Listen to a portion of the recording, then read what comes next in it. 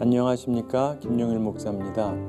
오늘은 인생의 전환점이 된 섭리적인 만남, 이런 제목으로 하나님 말씀 함께 나누도록 하겠습니다.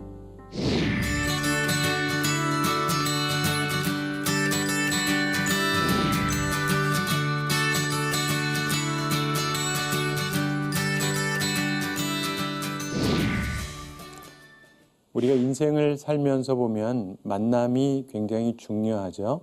근데 그 만남 중에서도 보면 좀 불편한 만남도 있고 혹은 매우 좋은 만남도 있습니다. 여러분들의 인생에서 하나님의 축복 가운데 좋은 만남 많이 갖게 되시기 바랍니다. 오늘 말씀은 바로 그런 말씀인데요. 우리 여러 가지 삶의 이야기 가운데서 특별히 남아프리카 공화국의 첫 흑인 대통령이었던 넬슨 만델라, 여러분 잘 아시죠? 이분 같은 경우도 사실은 좋은 만남이 있었기 때문에 그의 인생에 큰 전환이 있었던 것입니다. 이분이 젊은 시절에 아프리카 민족회의의 지도자로서 백인 정권의 인종차별에 맞서서 투쟁을 지도했습니다. 그러다가 이분이 반역죄로 체포가 됩니다. 그의 나이 만 44살일 때 체포가 돼요. 그리고 2년 후에 무기징역을 선고받습니다. 그렇다면 그의 미래는 어떻게 됩니까? 사실 그 나이에 무기징역 선고받으면 거의 끝같이 생각될 수 있잖아요. 감옥에서 그가 40대 후반을 다 보냈습니다. 그리고 50대도 감옥에서 다 보냈어요. 60대도 감옥에서 다 보냈습니다. 만 70이 되어도 감옥에 있었습니다. 그렇다고 한다면 미래가 있습니까? 상식적으로 미래가 없다고 생각이 되잖아요. 그런데 그가 체포되고 갇히고 나서 27년 만인 1990년에 그가 출소하게 되는데 만 71살이 넘어서야 출소하게 됩니다. 감옥에서 나오지만 미래가 있다고 볼 수 있겠습니까? 그런데 그 다음에 그가 1993년에 노벨 평화상을 수상합니다. 그리고 그 다음해인 1994년에 실시된 평등선거에서 넬슨 만델라가 대통령으로 선출이 됩니다. 그 인생에 있어서 여러 가지 일들이 있지만은 그의 생애의 전환점은 사실상 70이 넘어서 찾아왔다고 볼 수가 있습니다. 1989년 9월에 데클라르크 대통령이 선출이 됐었는데 이 대통령이 하나의 사람, 하나의 투표, 이 원칙에 기초를 둔 헌법을 설립하기 위해서 일을 합니다. 그리고 1990년 2월에 만델라를 석방을 시켜주죠. 그러면서 1993년 이 만델라하고 이 데클라르크 대통령, 이 둘이 함께 공동으로 노벨 평화상을 받았습니다. 그래서 만델라에게 있어서는 그 데클라르크 대통령과의 만남, 이것이 인생의 전환점이 되는 만남이었다고 볼 수가 있는 것입니다. 그 만남 때문에 그가 노벨상도 받게 되고 이후에 대통령도 될 수 있었던 것입니다. 어떤 의미에서 하나님의 인도하심이요, 하나님의 섭리적인 만남이었다고 볼 수 있습니다. 오늘 본문의 내용도 그것하고 비슷한 내용이죠. 수천 년 전에 있었던 일인데 인생의 전환점이 된 섭리적인 만남을 설명합니다. 수천 년 전에 그 당시 최대 왕국이었던 이집트의 왕 바로하고 감옥에서 죄수로 있었던 요셉이 만나게 됩니다. 이들이 만나는데 본래 완전히 다른 자리에 있던 두 사람이잖아요. 근데 이들이 만나면서 이것이 두 사람에게 다 축복이 되는 그러한 만남이 됩니다. 그래서 그들의 인생의 전환점이 되는 그러한 만남이 되는데 하나님이 이끌어 주신 섭리적인 만남이었다고 볼 수 있습니다. 우리도 그런 만남을 갖고 그런 자리에 서는 하나님의 사람들이 되기를 바랍니다. 자, 요셉 입장에서는 자기를 알아주는 바로를 만난 게 축복이었죠. 그리고 바로도 자기 문제를 해결해 줄 요셉을 만났다는 것, 이게 일생일대의 축복이었던 것입니다. 결국 두 사람은 서로에게 큰 축복이 되는 존재였습니다. 근데 생각해 보면 본래 이 둘은 굉장히 차이가 나는 존재죠. 그러나 하나님의 섭리로 이 둘이 만나게 됩니다. 그러면서 양쪽 다 인생의 전환점이 되는 섭리적인 만남을 통해서 서로 복을 받게 되고 많은 사람들에게 복이 흘러 넘치게 되는 것이죠. 이런 만남, 이런 좋은 만남, 이런 축복된 만남을 가지는 우리 모두가 되기를 바랍니다. 그런 차원에서 우선 바로에 대해서 생각해보고 그다음에 요셉에 대해서 생각해 보겠습니다. 자, 특이한 것은 이런 축복된 만남을 위한 환경 조건이 있었는데 그게 큰 근심이었다는 거예요. 자, 바로 입장에서는 축복된 만남을 위한 첫째 전제 조건이 근심이었다는 것이죠. 좀 독특한 전제 조건입니다. 여러분 혹시 고민이 있으세요? 큰 고민이 계십니까? 그게 어쩌면 여러분을 복된 만남으로 이끌 수 있다. 이 역설적인 진리를 깨달으시게 되기 바랍니다. 본문 1절부터 7절에 보면은 바로가 꿈꾸는 이야기가 나오죠. 살찐 7암소, 이것을 파리한 7암소가 잡아먹는 꿈입니다.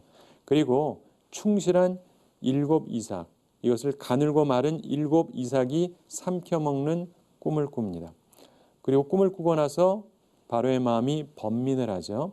8절을 보시면 아침에 그의 마음이 번민하여 사람을 보내어 애굽의 점술가와 현인들을 모두 불러 그들에게 그의 꿈을 말하였으나 그것을 바로에게 해석하는 자가 없었더라.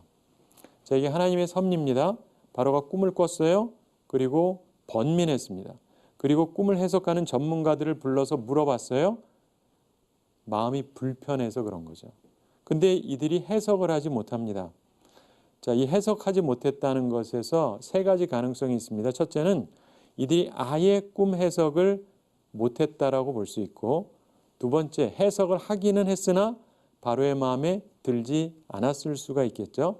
세 번째, 알지만 말하지 못했을 수도 있다. 왜냐하면 이게 저주의 꿈이기 때문에 그렇습니다. 또 대책이 없기 때문에 그렇죠. 우리 삶에서 중요한 것이 평안인데, 그래서 지혜의 말씀 잠언에서 말씀하죠. 모든 지킬 만한 것 중에 더욱 내 마음을 지키라. 생명의 근원이 이에서 남이니라. 그래서 바로가 해석할 방법을 찾았습니다. 근데 자기는 해결할 수가 없었어요. 그래서 사람을 찾았습니다. 근데 보통 방법으로는 해결이 안 돼요. 전문가를 찾아봤지만 해결이 안 됩니다. 그래도 계속 찾았습니다. 이게 중요해요. 여러분 근심이 있으십니까? 그럼 해결하려고 노력을 하셔야 돼요. 계속해서. 때로 큰 고민거리가 있을 때 이게 우리의 인생의 전환점이 되는 섭리적인 만남이 기다리고 있을 수 있기 때문입니다. 두 번째로 복된 만남을 위한 전제 조건이 있습니다. 그것은 열심히 찾는 거예요. 자, 바로의 경우 가능한 모든 전문가를 찾아서 해결하려고 했습니다. 그런데 실패했죠. 그래도 포기하지 않았습니다. 계속 열심히 찾았어요. 이게 중요한 것입니다. 바로는 예수님께서 말씀하신 구하라, 찾으라, 두드리라 이 말씀을 실천했던 사람이라고 볼 수 있죠. 그는 고민을 풀어보려고 노력을 했습니다. 굉장히 중요해요. 구하라, 주실 것이요. 찾으라, 찾을 것이요. 두드리라, 열리리라. 이 말씀을 생각하면서요. 인생 전환점이 되는 섭리적인 만남을 원한다면 열심히 찾으시기 바랍니다. 그러면 찾게 될 것입니다. 만나게 될 것입니다. 특별히 이 둘을 연결해 줬던 사람이 술 맡은 관원장입니다. 바로 옆에서 술 맡은 관원장이 만남을 결국 주선하게 되는데 이 주선은 왕과 죄수와의 만남입니다. 그 죄수는 성추행 미수범이에요. 물론 누명이지만. 그런데 2년 동안 이 요셉이 꿈 풀어줬다는 사실을 잊고 아무런 일도 해주지 않았어요. 그런데 이제 생각을 합니다. 왜 그럴까요? 이게 좋은 기회이기 때문에 그렇습니다. 이걸 잘만 하면 왕의 신임을 얻을 수 있는 좋은 기회잖아요. 때로 하나님께서는 이런 사람도 사용하십니다. 하나님께서 세상을 주관하시거든요. 그래서 모든 우연처럼 보이는 일, 있는 것, 혹은 생각나는 것, 이것도 다 주의 택한 자들에게는 선을 이루게 되는 것입니다. 자, 복된 만남을 위한 세 번째 전제 조건이 있는데 겸손입니다. 바로에게서 보는 세 번째 중요한 자세가 그거거든요. 겸손. 이거 굉장히 중요합니다. 바로는 그의 인생의 전환점이 되는 섭리적인 만남을 가졌는데 그가 겸손한 사람이었기 때문에 가능한 것입니다. 어떻게 그가 겸손하다라는 걸 알 수 있느냐? 그는 필요하다면 누구에게라도 들을 자세를 갖고 있는 사람이었다는 것이죠. 들을 귀를 갖고 있는 사람이었습니다. 그걸 어떻게 하냐고요? 여러분, 이 술 맡은 관원장이 추천한 사람이 누군가를 생각해 보세요. 우리는 아니까 그가 훌륭한 하나님의 사람이라고 생각을 하지, 모르는 사람 입장에서 생각을 하면 술 맡은 관원장이 추천한 사람은 감옥에 갇혀 있는 죄수입니다. 그것도 내국인이 아니라 외국인이에요. 그것도 신분이 종입니다. 노예. 게다가 죄까지 있는데 죄명이 뭐냐면 성추행 미수범이에요. 자, 그런 사람하고 여러분 만나서 그의 의견을, 그의 견해를 듣고 싶으십니까? 여러분이 고민이 있는데 그 고민에 대해서 풀 수 있는 방법을 제가 가르쳐 드린다고 하면서 이런 말을 한다고 생각해 보세요. 감옥에 가시면 거기서 만나면 도움될 사람이 있습니다. 그는 우리가 차별하고 낮게 여기는 종류의 외국인입니다. 외국인도 좀 높게 보는 사람이 있고 낮게 보는 사람이 있잖아요. 근데 그 중에서도 좀 낮게 보는 외국인. 게다가 그 사람의 신분 자체를, 오늘날엔 노예가 없지만 옛날엔 노예가 있었잖아요. 그 가장 신분이 낮은 종 같은 사람입니다. 게다가 이 사람이 또 죄까지 있는데 죄명이 상사의 아내를 성추행하려다가 잡혔다는 겁니다. 자, 이런 사람을 제가 추천하면서 한번 만나보세요. 그러면 만나실 분 계십니까? 대부분 사람들은요, 그런 사람하고 만나라 그러면 아마 화를 낼 거예요. 아무리 사람이 없어도 그렇지 뭐 그런 사람이랑 만나라 그러냐? 이럴 수 있지 않겠습니까? 그런데 바로는 그런 종에게라도, 죄수로 들어가 있는 외국에서 온 노예라 할지라도 들을 자세를 갖췄다는 거예요. 그래서 그는 겸손한 사람이라고 말할 수 있는 것입니다. 지혜 말씀 잠언에서 말씀합니다. 진실로 그는 거만한 자를 비웃으시며 겸손한 자에게 은혜를 베푸시나니. 바로가 왕이었지만 겸손했어요. 그래서 은혜를 입은 것입니다.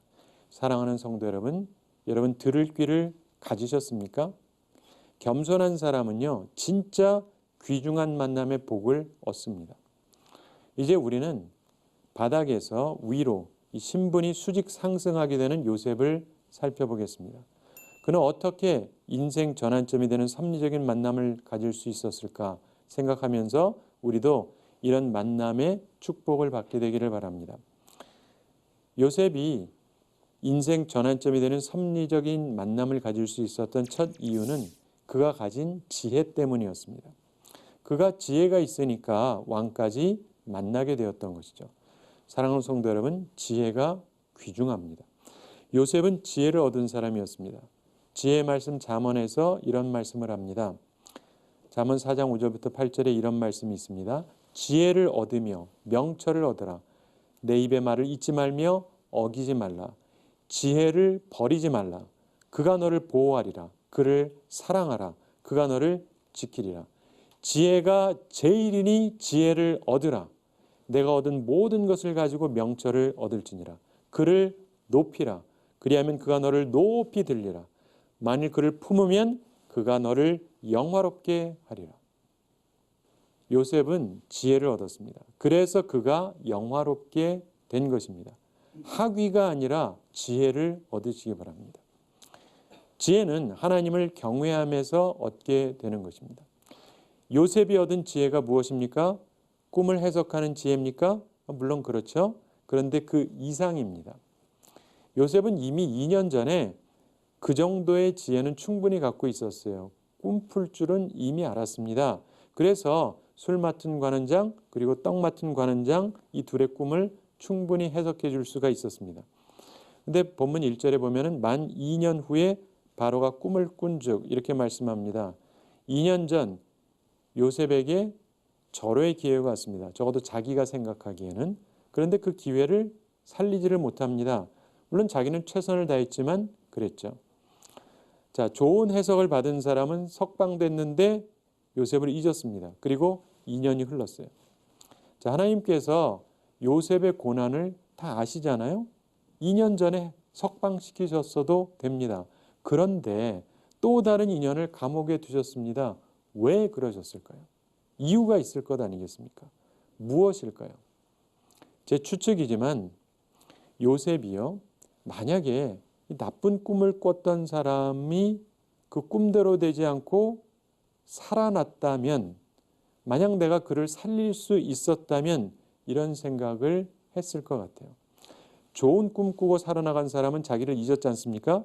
근데 만약 나쁜 꿈 꾼 사람을 그가 살릴 수만 있었다면 그는 자기에게 은혜를 베풀었을지도 모른다. 이런 생각을 했을 수 있습니다. 그래서 요셉은 이전에 없던 길을 개척한 거예요. 다시 말해서 나쁜 꿈을 좋게 바꾸는 지혜. 굉장히 큰 거예요. 무슨 말이냐? 해결 방안을 찾은 거예요. 나쁜 꿈을 좋은 미래로 바꿀 수 있는 해결 방안. 그래서 바로의 꿈을 보고도 그는 좋은 미래로 바꿀 수가 있었던 거예요. 저주의 꿈인데 이거를 축복된 미래로 바꿀 수가 있었던 것입니다. 요셉은 주어진 환경이 최악이라고 할지라도 어떻게 하면 살아남을 수 있는지를 결국 생각해내었던 것입니다. 그 2년 동안. 그러면서 그 준비가 된 이후에 하나님께서 바로가 꿈을 꾸게 하셨던 것입니다. 사랑하는 성도 여러분, 내가 준비되어야 합니다. 그래야 온전한 기회가 옵니다. 준비하지 않으면 기회가 와도 살릴 수가 없기 때문에 그렇습니다. 2년 후에 요셉에게 기회가 찾아왔습니다.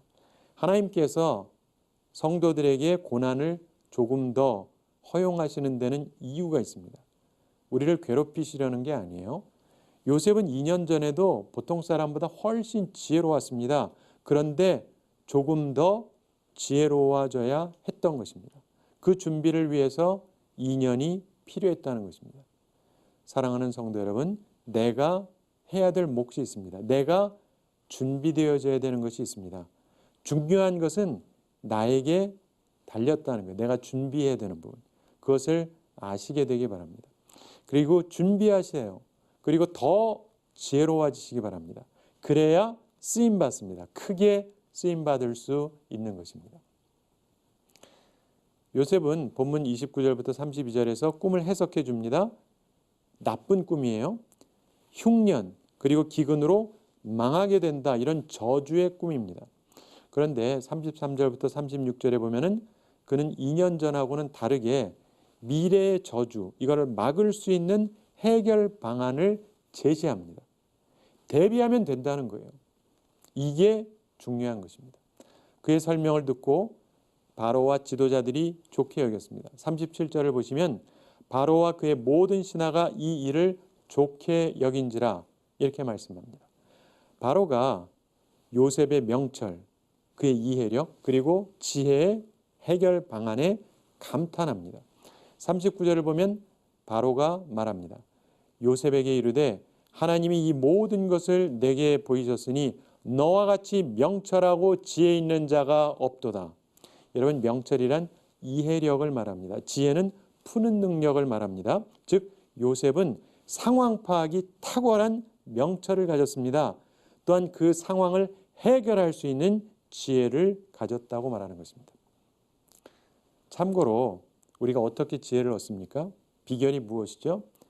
잠언 3장 5절 6절에 보면 너는 마음을 다하여 여호와를 신뢰하고 내 명철을 의지하지 말라. 너는 범사의 그를 인정하라. 그리하면 내 길을 지도하시리라. 이렇게 말씀합니다. 하나님을 의지하시기 바랍니다. 자, 우리가 왜 지혜를 가져야 됩니까? 잠언 3장 18절에서 말씀하죠. 지혜는 그 얻는 자에게 생명나무라. 지혜를 가진 자는 복되도다. 이 요셉의 지혜는 복이 되었던 것입니다. 자, 요셉이 인생 전환점이 되는 섭리적인 만남을 가질 수 있었던 두 번째 이유, 그것은 기회, 타이밍 때문이었습니다. 하나님께서 기회를 주셨던 것입니다. 하나님께서 때를 이용하셔서 적절한 만남의 기회를 주셨기 때문입니다. 지혜서, 잠언과 전도서 이게 있는데 잠언은 지혜를 말씀합니다. 어떤 면에서 인간의 노력이 나타나요. 근데 전도서는 지혜보다 뛰어난 타이밍에 대한 말씀을 합니다. 즉 하나님의 은총이 있어야 한다는 것입니다. 아주 오래전에 뉴스에 났던 일입니다. 어떤 한국 의사가 권투 시합에 나왔습니다. 그리고 1등 했다는 기사였습니다. 근데 특이한 것은 한 대도 맞지 않고 우승을 했다는 거예요. 이게 어떻게 가능했을까요? 이분이 헤비급으로 나왔던 것으로 제가 기억을 하는데 그 당시에 헤비급은 한국에 거의 없었습니다. 그래서 출전 선수가 이 의사 한 명이었답니다. 그래서 싸우지도 않고 그냥 1등을 했다는 거예요. 그래서 뉴스에까지 났습니다. 소위 엄청난 대박이죠. 되게 타이밍이 무서운 거예요. 그러니까 1등을 한 거죠. 자, 아무리 탁월한 지혜를 가져도요, 타이밍을 놓치면 그 지혜가 소용이 없습니다. 즉 하나님의 도우심이 인생에서 절대적이라는 걸 말씀해요. 오늘 말씀은 바로 지혜와 타이밍이 함께 작용하는 것입니다. 요셉이 인생 전환점이 되는 섭리적인 만남을 가질 수 있었던 세 번째 이유가 있습니다. 그것은 충성, 성실함 때문이었어요. 오늘 본문 이후에 보면 요셉이 총리가 됩니다. 그런데 그러고 나서 그가 맡겨진 일에 충성을 다했습니다. 성실했습니다. 이게 또 중요해요. 자, 그가 죄수였는데 총리가 됐습니다. 밑에서 최고 권력을 가진 사람이 됐어요. 그리고 결혼도 했습니다. 그리고 7년 동안 풍년도 있었고요. 나라면 무엇부터 할까? 한번 생각해 보십시오. 생각나는 일이 있지 않습니까? 자기를 감옥에 가두었던 사람, 자기를 노예로 팔게 했던 형, 보복하고 싶지 않겠어요? 그리고 또 현재 일도 중요하잖아요.